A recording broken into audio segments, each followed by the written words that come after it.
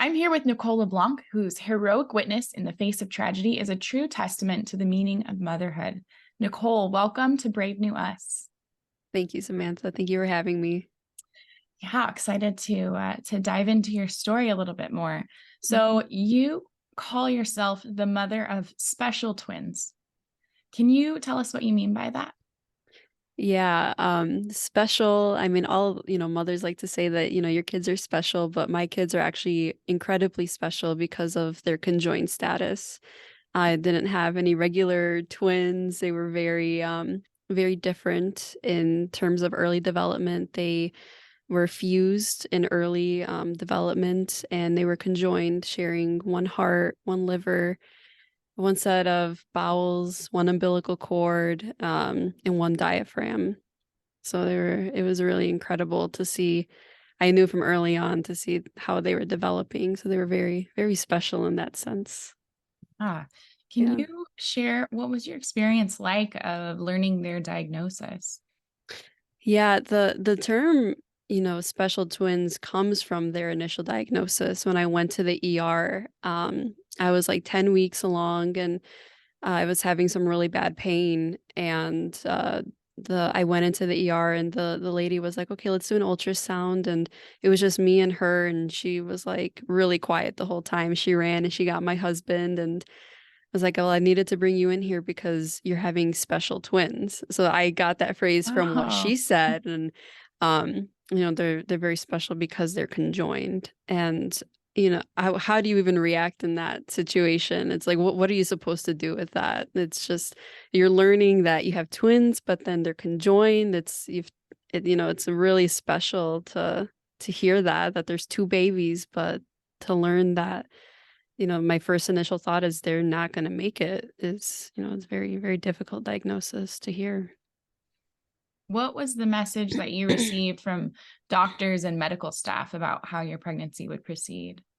So I initially wanted everything to be through a Catholic hospital, Catholic institution. I wanted this to be like as natural of a pregnancy as possible. So when I went to the ER, I was there at the Catholic hospital, and I'm sure they have doctors there that are just from all different kinds of beliefs and stuff. So when I was there at the ER, they were like, we can terminate the pregnancy. It was a consensus pretty much, this is not a viable pregnancy. So we can't do abortions here, but we can send you to the bigger hospital where they do have this. And we can easily, conveniently set this up for you. Since you're still really early on, they were very happy to make whatever accommodations I could to kill my own kids. So it was just unthinkable to even, have that thought be suggested to me. I'm learning I have twins for the first time, and they're not even giving me a day to process what I just found out. It was, yeah, heartbreaking. So was that sort of just the assumption that they had was, well, you have conjoined twins Hmm. and this is Yeah. the course of treatment? Yeah, yeah. Basically, they said this is not a viable pregnancy and they are going to die. And if they don't die, you will miscarry. So for me, it was kind of counterintuitive train of thought. Why would they suggest an abortion if I was just going to miscarry anyways? Like I just wanted my body to go through like I guess the natural process. So from like weeks 10 to 20, basically, I was just waking up every day thinking, okay, am I going to miscarry today? It was really that uncertain.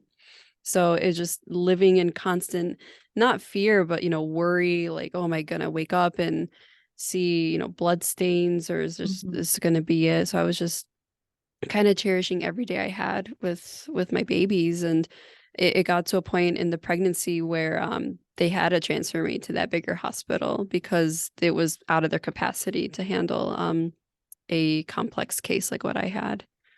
So in 20, you said 10 to 20 weeks. So did they give you an idea of, or was it just completely unknown? Like they said, at some point he will lose a pregnancy, but we don't know when. Yeah, that's when they first told me about their diagnosis. I was automatically high risk pregnancy, Mhm. and they were like, we need to see you every 2 weeks. If we see the pregnancy progressing past like 14, 15, 16 weeks, we're going to send you over to the big hospital. So even when I was transferred, I was seen and I was able to see their development every 2 weeks. And for me, like that was really calming. Like I wish I know a lot of moms I see, oh, I want to see how my baby's developing. It's really tedious during the first, early parts because you can't feel the baby kick. You don't know how they're doing. And I knew early on, they weren't going to make it, but it was really nice to and interesting to see how they were developing. And I saw them from like the size of a tiny little bean all the way to holding them and doing everything I did with them. Wow. And so, Yeah. I mean, the doctors, I think they usually, in similar cases, push abortion as the Mhm. only treatment. Yeah. And did you have any moments of doubt sitting there, like listening to their certainty? Um, what was that like? Yeah, it was quite, weird to hear, the doctors were saying, oh, like this for certain, statistically, we can look at statistics and see the classifications of your kids, your babies, and they're not going to make it. So for them, it was the only option, really. It was just the most convenient because for me going in, I don't know if it's, cost wise going in and having appointments, but it would be the easy way out, I think. But it, never crossed my mind because these were my babies. Like they have my DNA, they have my husband's DNA. And I love them. From the first time I took the pregnancy test, I was just so in love. And it's like the thought of even hurting them, now that I see what their faces are like and their eyes, and it's like I could never imagine, hurting another human being, no matter how they were. Yeah, it might not have been the proper way they were forming or developing, but they were still my children. I would never want to do anything to harm them or hurt them. So you were pretty active online, kind of sharing Mm, your story and offering updates. hmm And I want to say Planned Parenthood and the pro abortion lobby often accuse pregnancy centers and the pro life movement of being apathetic to the needs mm. of pregnant mothers. I'm curious, what kind of response or support did the pro life movement offer in hearing about your story? No, yeah, everyone was really supportive. I really took to social media. I didn't really want to share the story at all, but everyone was like, this is so rare. And I felt like such a little kid when I got pregnant. Like I was married and everything and married, and it's like I needed the extra support, just prayers, because this is like maybe by reaching this audience, someone may have had conjoined twins and I can connect with other moms to see what their experience was like. And it was really hard to find that connection. Maybe I met maybe two or three moms that had the same thing. You can ask moms for advice on pregnancy and you can ask your mom and everything, but to have someone specifically go through what you went through, it's the circle gets a lot smaller. So I had a lot of support with the pro-life groups, and so far as they went and made like a baby registry in the circumstances that they would live more than a day. So I had things if they were to live for a week, and I did have donation page set up because I knew I would have to miss time off of my small business, and every sale that we make goes to our food, our gas, our everything that it is to live, and we solely depend on that. So we had donations. People were extremely generous, total strangers. I had no idea, and they were fully supportive of everything and the circumstances. And to be Catholic, you have to be pro-life. Like there's no such thing as a pro-choice Catholic. There simply isn't, because you believe life is sacred from the moment of conception to natural death. So it's I'm really happy with the support that I got, and then I did get a lot of other, you know, opposite, Mhm. criticism from the pro-choicers, and that was tough to deal with sharing my story. Yeah, What kinds of things did you hear from them they were saying that I was torturing my children, my babies, and by that carrying them? by carrying them to term, and there's just suffering. And it's like, I'm their mom. I know, the doctors, I asked the doctors many times, like, are they suffering? Like, no, they're fine. Like they're, it would be suffering to, inject them with salines and crush their skulls and rip out their limbs. I think that would be more painful than Right. this is all that they've known. Like there are other conjoined twins out there in the world that have different connections, and they're not suffering. Like that's just how they are, that they're just living. And yeah, it's uncomfortable, and it may not have been like what a normal human is supposed to look like. I do recognize that, but it's not a life, of pain. And I mean, life is full of pain and sorrow, so why are we to avoid that? And it was really presumptuous of people to assume that of my babies. Yeah. Yeah. In cases of life-limiting diagnoses, doctors are really trained, as you experienced, to Hmm. offer abortion as the only treatment, Hmm. despite studies that show that the women who, like you, choose to carry to term are Hmm. happier, they're grateful they made that choice, they're less likely to experience anxiety and Hmm. depression, no matter the outcomes, than the women who choose to abort. Yeah. What advice would you give to a woman, someone else who's hearing this story, finding herself and facing maybe not conjoined twins, but some sort of similar Hmm. diagnosis during her pregnancy? Yeah, and I mean, it doesn't even matter if you're, Catholic or Christian or whatever. Life, is sacred, and I think everyone can agree with that. You have your right to life, liberty, pursuit of happiness, all that sort of thing.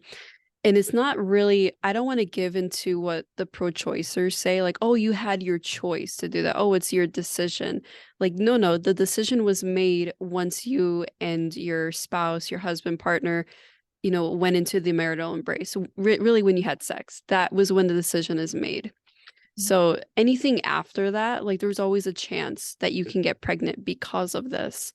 It's not a consequence. You have to look at it as a gift. So it's something that happens in early development. Babies have all these, life-limiting diagnoses, and it's like you have to give them a chance to live, because what the doctors say is not the end. God is in control in the end of any life-limiting thing. And they were like, your kids are not going to live very long, and they didn't. But I, wanted them to be held and loved, and I did that. Thank God I was able to have the opportunity to do that, to carry them close to term. Mhm.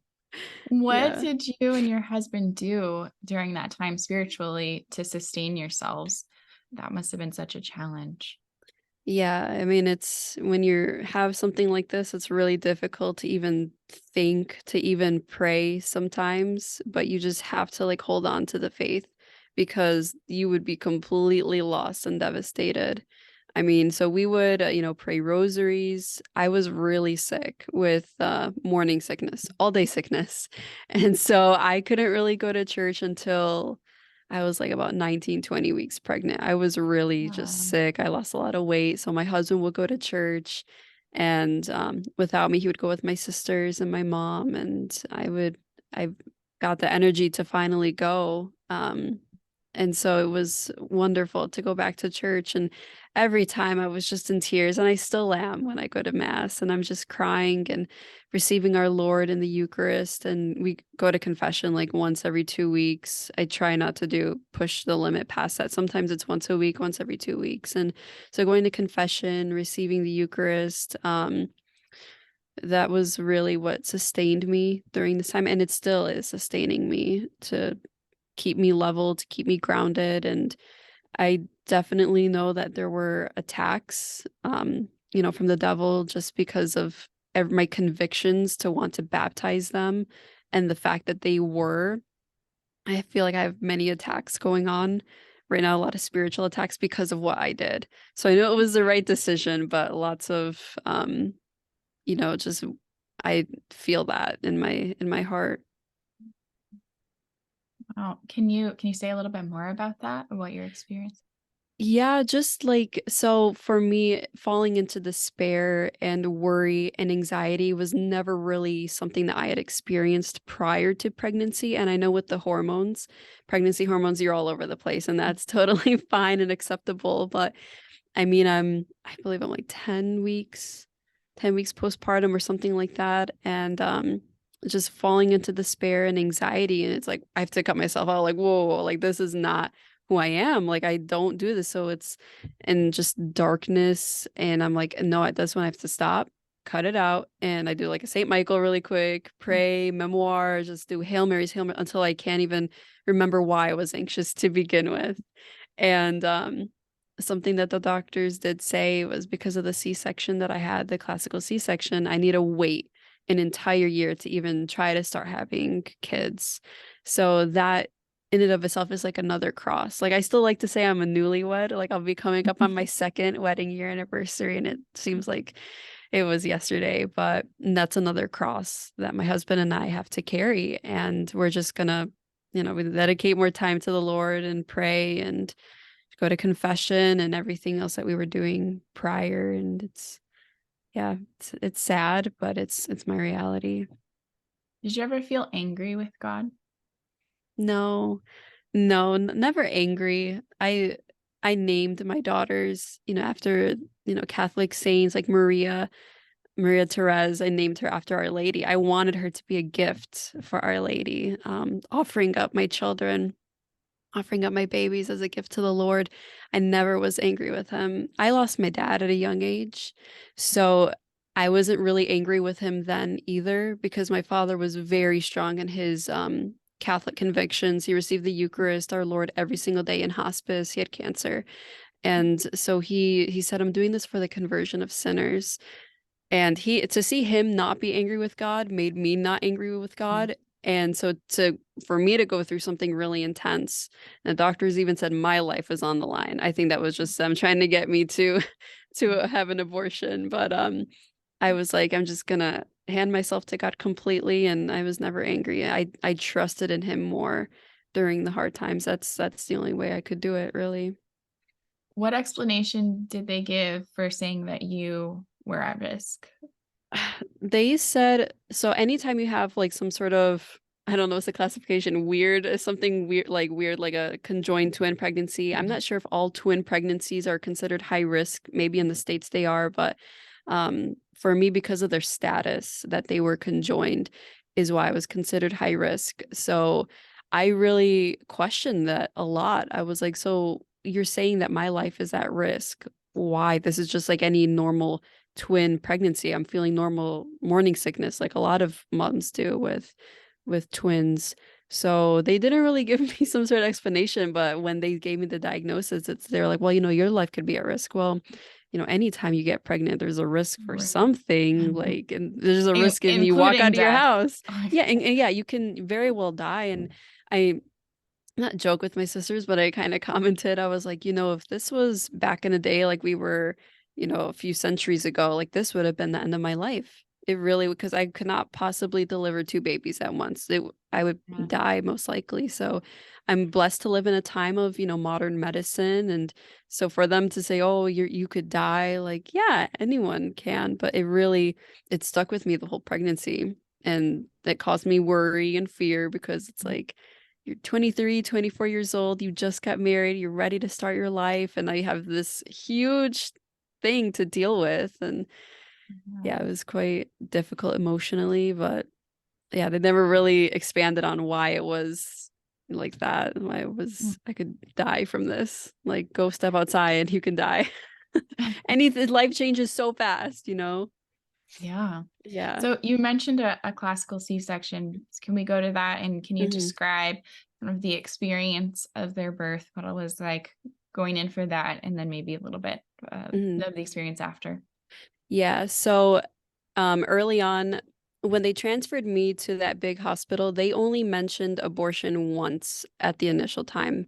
They were like, okay, so how do you want to proceed? Do you want to have an abortion, basically, or do you want to continue? I said, we're going to continue. They're like, okay, if you continue, we can see you having this pregnancy all the way to 35 weeks, and then we would deliver them via C-section. And The C-section we would do, it depends. It's really going to be a decision that we do on the day of the surgery, if not like the day before. So the transverse is what we were hoping to do. Transverse is like cut the bikini cut from Mhm. like left to right. And the risk there would be, since their bodies were wide, they were growing appropriately for normal babies, so they were pretty big. Mhm. Um, and to deliver them, if you did the transverse cut, there was a chance that my sides could rip open and I can bleed out on the table. And so that that wouldn't be good. So they wanted to do that because you can have a VBAC um after having a transverse cut. So we were hoping for that, and so I would go in for the appointments every 2 weeks to check their heart. Had an echocardiogram at 20 weeks to see for signs of heart failure. So fast forward to 32 weeks, looks like their heart was slowing down. The umbilical cord wasn't working as well as it should because it was just one cord for them. It just wasn't enough. There's just a lot of different factors that they were like, okay, we need to have them taken out. I went on for my appointment on a Friday. They said Tuesday is a C-section. I was like, oh my gosh, like I'm so Oh. not ready. Like you're telling me all of this now. And I didn't even think anything. The doctors were out talking for like an hour, and I didn't even think that something may have been wrong. I was just chatting with my husband, feeling them kick. I'm like, whatever. They came back in, they're like, yeah, we need to do the C-section and we need to do it like as soon as possible because there looks like they're entering early stages of heart failure. And I'm like, oh my gosh, okay. So it was a Friday, so it was really hard to plan anything. And so that day I received the steroid shot to help with their lungs Mhm. for when they're born. And then the next day I was supposed to come in and receive my second shot. So the Saturday, I started experiencing lots of contractions, not painful or anything, but it was really consistent the whole night, every 5 minutes. And they're like, okay, yeah, just come in. So they think I was fine, but maybe it was just a steroid shot. So they gave me the other steroid shot. And then Sunday was mass. And I got a phone call Monday, the day before the surgery, and it was the palliative care team at the hospital. And they're like, okay, well, since they're going to be born at 32 weeks, the likelihood of them surviving for more than an hour seems really, really low. Like, you need to prepare yourself. And I was just crying, bawling my eyes out. Like, I was excited. Like, I was trying to get myself excited instead of anxious and worried. And I'm going to meet my babies. I get to see what they look like. And then I get this phone call, like, yeah, they're probably not going to live very long. And so I was like, okay, reality check, but you're not God. So I'll take your advice with a grain of salt.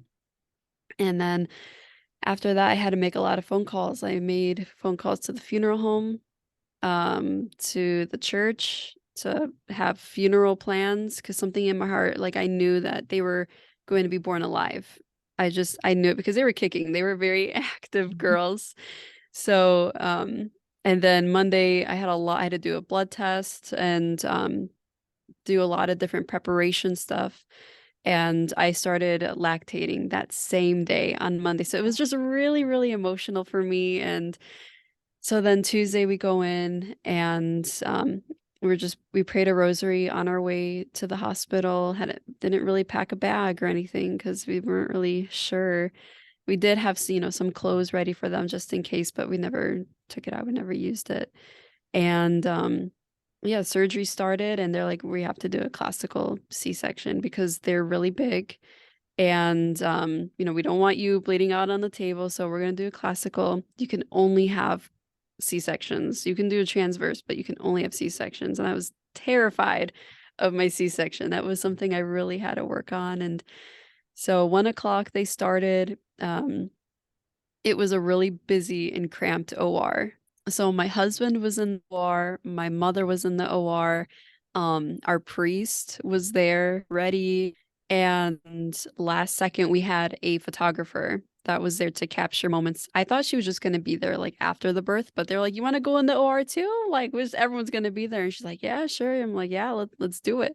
So everyone is there, and usually the husbands come in once the wife is already like laid down on the table. And I was like, I need him to be there during the whole process. Like, I was so scared, so nervous. They're like, yeah, done. So he was there. I was over on the table. They put the medicine in my back, the spinal and whatever. And my husband was like, "Yeah, just keep your eyes on me, you know." And he's like, after the surgery, "Oh my gosh, if only you knew that needle was like this big." I'm like, "Oh my gosh, like don't turn around, just keep your eyes on me." So I did. He's like, "You handled it like a champ." For me, everything seemed really fine during the procedure. It seemed to be going smoothly. People that I talked to were like, "It feels like a lot of tugging and a lot of pulling. It's gonna be really weird feeling because you can't feel anything, but you can feel a lot of pressure." So there was a point where I experienced a lot of pressure and I had the BP cuff on my arm too. And I'm laid out like this, like my arms extended. And my mom was really emotional to see me like that. Um, she thought it was like a full circle, like this is, you know, Jesus on the cross laying down his life for everyone. And here's my daughter possibly laying down her life for her daughters that may not even live for, you know, 10 minutes. So it was really emotional for her to see that. And I was just praying the St. Patrick prayer. I think it goes like Christ in front of me, Christ behind me, to my left, to my right. So I was just doing that. And the palliative care at the hospital was excellent. I mean, they were like, okay, you can make your own playlist to have like music playing in the background. So I just had it loaded with all these Gregorian chants because it helps me like calm down. So it was really familiar. And so the song that happened to be playing was the Litany of Saints. So it was just going through a litany. It was like a 20-minute litany because I wasn't sure how long of a playlist I should make. So we're like in the middle of it, and I just felt a pressure of like one baby's head being delivered. I knew where they were in me because they were just stuck like that. They didn't have time to move or a chance to move. So I felt baby B, I think, was delivered first, and then they had to like maneuver her and then get the other baby out. So it was like through the small incision. I have no idea how they did that. And so I heard my daughter Maria, she was baby A, she cried. And at 32 weeks, I was not expected to hear anything. I thought it was just, I was, you know, expecting to have it all silent. And so she cried. She let out like a big yell. I'm like, oh my gosh, it's a baby. And she opened her eyes. She was alert. She was awake. She was just chilling. She was great. And Rachel was kind of mellow the whole time. She had her eyes closed, but she did open them a little bit. And I was just desperate for them. I'm like, please, I need my babies. I need them. And they lowered my hospital gown so we can do like skin to skin with them. And I really wasn't sure how we could do the baptism. Like, oh, I really want to hold them the whole time. I don't want to put them like on some sort of tray next to me. Like I want them. And Father was like, yep, we'll just have them baptized in your chest. Let's do it. So you know, I had them on my chest. And the doctor, she was doing one of the nurses, she checked for their heart. Like, yeah, there's a heartbeat. It's really slow. So whatever you got to do it fast. So Father immediately baptized both of them. And I had a sigh of relief, and they're still operating me while this is all happening. I'm like, oh, thank God. Like, thank God that they're born alive and they can be baptized. And then they were confirmed on my chest. So it was just, oh, it was a big relief off of me. It felt so wonderful to know that all of my wishes, everything that I wanted out of this pregnancy was completed. All my prayers were heard, and then I got really nauseous. So like it was, I don't know what happened. It was a nice, beautiful moment. And told him like, please take them. I'm not doing well. So Same thing yeah, happened to me when I had a C-section. really, I think it's the drugs. Yeah. yeah. Oh yeah, definitely. So I was so nauseous. I think, yeah, I ended up throwing up, and my mom was there with me the whole time. And the nurse was like, it's getting a little noisy over here. We're going to go to the back of the OR, and we're going to, you know, I'm going to check for a heartbeat there because I can't really hear. There's too much. I'm like, okay, that's fine. As long as they're with my husband, that's fine. So my husband was holding them, and then they switched. My mom was holding them. And then I was just asking, I think some time had went on. I'm like, okay, I really want them back now. Like, I remember leaning over to the nurse. I'm like, is there a heartbeat? Like, can you tell me anything? She's like, I'm sorry, sweetie. I'm not hearing anything. I'm like, oh, okay. Like for me, I was still super woozy from the surgery. Like I Mhm. was, you know, trying not to be sad. I was trying to be like really strong. I'm like, okay, that's fine. Can I just hold them? They're like, yeah, yeah, we'll bring them back.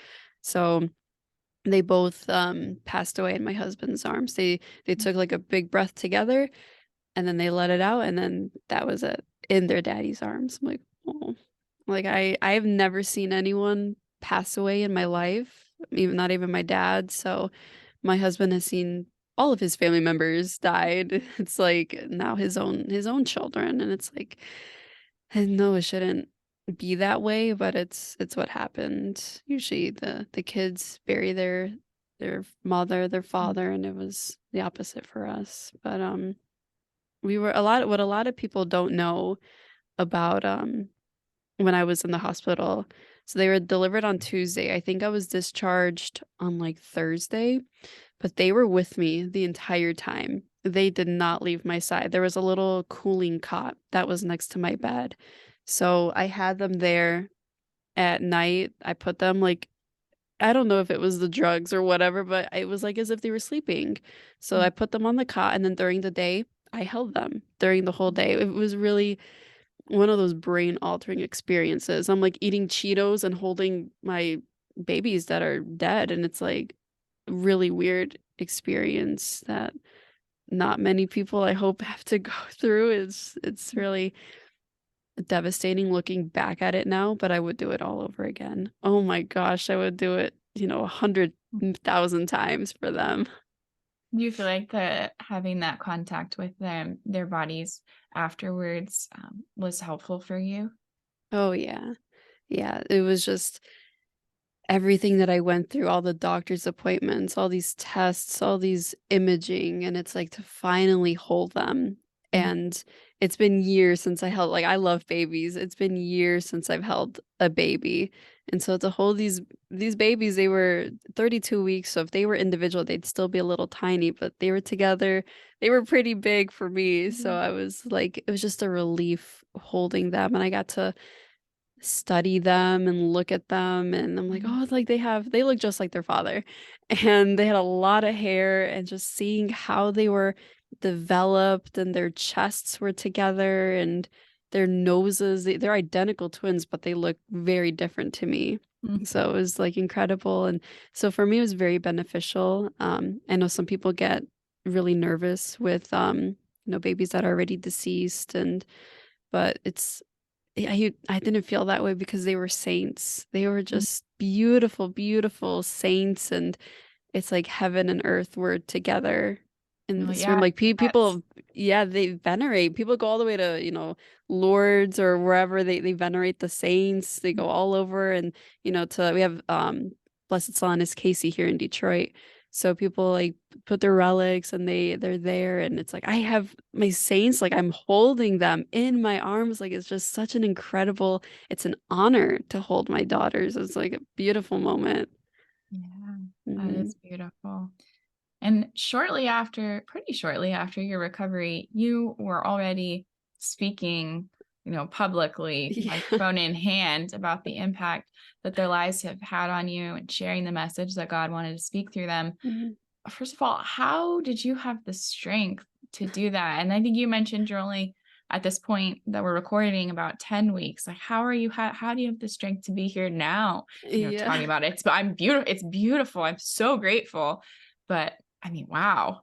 Yeah, I that was my first event that they asked me to speak at and I think I was still really fresh from the recovery. They called me like, "Oh, do you want to speak at this event?" I'm like, "Yeah, sure." So maybe it was like I was still really loopy and but I had really strong convictions to do it. So I don't know if you can see in the video, I like said like my opening statement. I was ready to just bawl my eyes out. I was just this close to crying. Like it took me like a second to like regain, okay, I have this really important message to get across. All life is sacred. How can I do this for the next like 10, 15 minutes and not cry?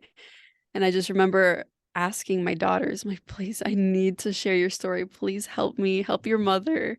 And I was able to do it. I don't know how, but I think for me talking about my experience helps me to understand my own grief and my own just me repeating it not desensitizes what happened to me, but it helps me process my experience. So if I can do that, then even here talking here, it's I'm thankful to do it because it helps me process everything that I went through. Yeah. Mhm. So what is that message that you think that God is wanting to speak through you and through this experience of your twins and their very special births and lives? Yeah, definitely the message is all life is sacred. Doesn't matter if they have, life-limiting diagnosis or there's something wrong. There's beauty in every single aspect of pregnancy. Pregnancy is so beautiful. I hope to do it so many more times if Mm. God allows me. And people are like, you need to calm down. You just had, massive surgery. And it's like, to have a family is to imitate the Holy Family here on earth, and it's so beautiful, even if your babies live for a day, an hour, whatnot. I mean, it's not life isn't measured by time, it's measured by memories and how meaningful you can make life. Mm. And these girls have made such a big impact on my life, on so many people's lives, random people's lives, and people's minds are changing. They're like, I used to believe in abortion for cases where it's life limiting diagnosis, but now hearing your story, I am completely against it. I'm like, Yeah. great, this is definitely that message for you. Doesn't matter, a lot of these babies aren't in pain. I really want people to understand that these babies are not in pain. And, I was contacted even today from the same hospital saying, "Could you be a mentor for a couple?" Wow. They have conjoined twins, and I'm like, Wow. "Yeah, absolutely." And I'm so thankful for these parents that have this diagnosis and are willing to it's a sacrifice to carry them, and it's really sad. It's definitely a sad journey, but I would do it again. Definitely. They're your children, you should protect them, protect your babies.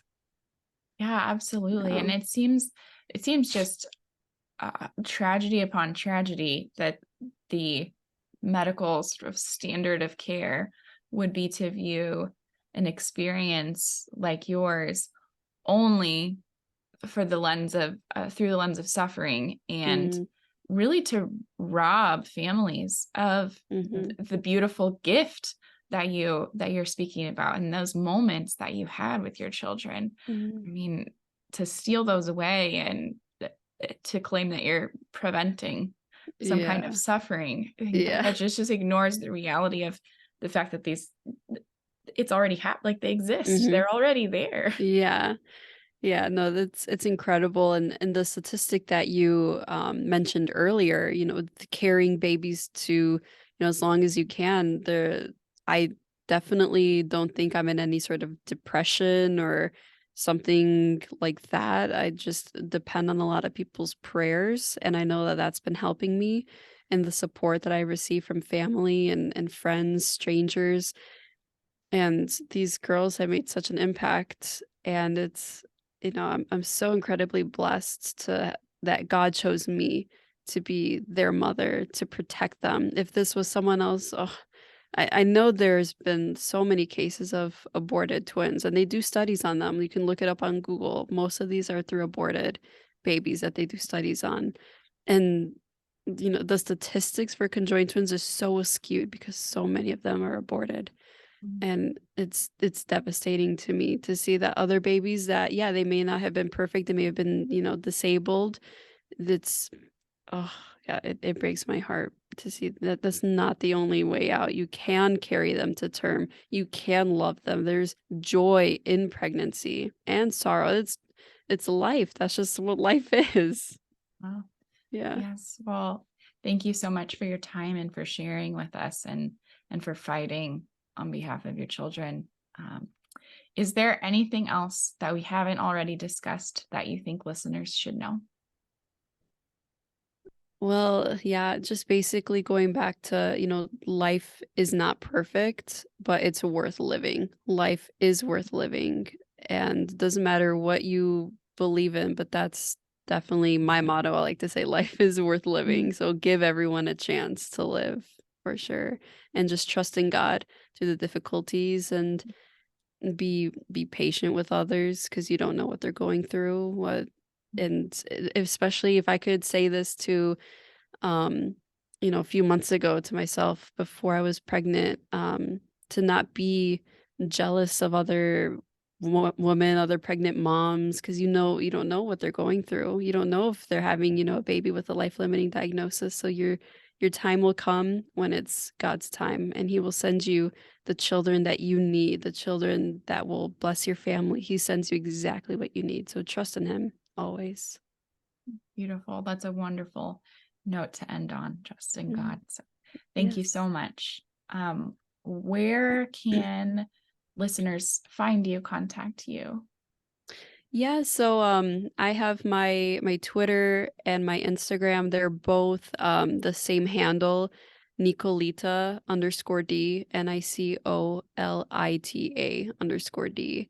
Um and then we make rosary boards, my husband and I.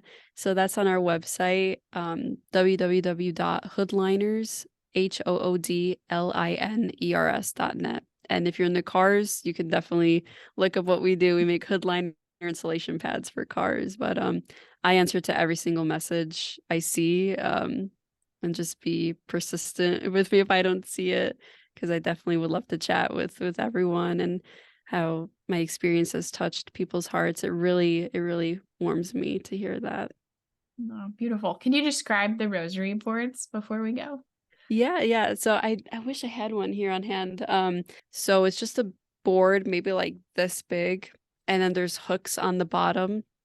And then we put like 7 hooks for pray your rosary every day. So you can hang all your Mm, 7 rosaries or whatever on it. And there's different sayings like to Jesus through Mary, this is how we fight our battles, Padre Pio ones, to what is it? Eat ad Yosef, go to Joseph. And we're trying to do more Hispanic Spanish phrases. I'm Latina, so we're trying to do more with the Hispanic community too. So we do that, and yeah, they've been really helpful for us when we were going through everything. And my husband and I, we this is all that we do. We just have our small business, and so we're blessed that we can do automotive stuff and bring in our okay. Catholic stuff too. Right. Well, I know we said we were done, but this brings up the question, what do you think? You mentioned praying the rosary throughout this. Mhm. What do you think is the power of praying the rosary and making that a part of your prayer practice? Yeah, there was oh my goodness, I can't remember whose the quote this was, but every like Hail Mary that you pray devoutly is like giving Our Lady a rose, giving her like I just want to give her so many roses, so many bouquets because she deserves it. She is the mother of God. So every time you say Hail Mary devoutly, you're giving her a gift. So it's like I just want to do that. Like who am I that the Lord, chose me to be the mother of these special twins? I just want to thank him for being pregnant, for being able to carry these babies. So for me, I do find a lot of sorrow and will comfort in the sorrowful mysteries. Mm, I really do. And during Lent, that's all that we do really is the sorrowful mm, mysteries. So really I feel very connected with Our Lady because she saw early on Simeon told her the sword will pierce her heart. And I really I need to start the chaplet of the 7 sorrows because I've been thinking about that and meditating on that a lot. And I don't know, not relate because I could never relate, but it's to my own extent. Like she understands what it is to lose a child. And so I really and I think of Our Lady of La Leche as well during this mm. time that I'm donating my breast milk. So it's like I just think of her and I pray anytime that there's, like, something going on, I can use my little rosary board to hang my rosaries on. Perfect. Yeah. Oh, that's beautiful. Yeah, I Yeah. think what you said is really true though. Everybody in life has suffering, eh, including and especially, Jesus and Our Mhm. Lady. And at least for me, I know I found so much peace and comfort in being with them in those Mhm. moments and their moments of suffering. and like go joining those moments of suffering Yeah. together. So Yeah, uniting your sorrows together and helping our Lord carry his cross. That's exactly what I thought of this whole pregnancy about doing. Okay, Lord, you want me to help you carry your cross? Like you gave me, something really tough, so I'll depend on you Mhm. and just however else I can help you and to shorten my purgatory time as well. Yeah. Yeah, for Yeah. sure. Well, thank you so much. God bless you. Really appreciate you being here today.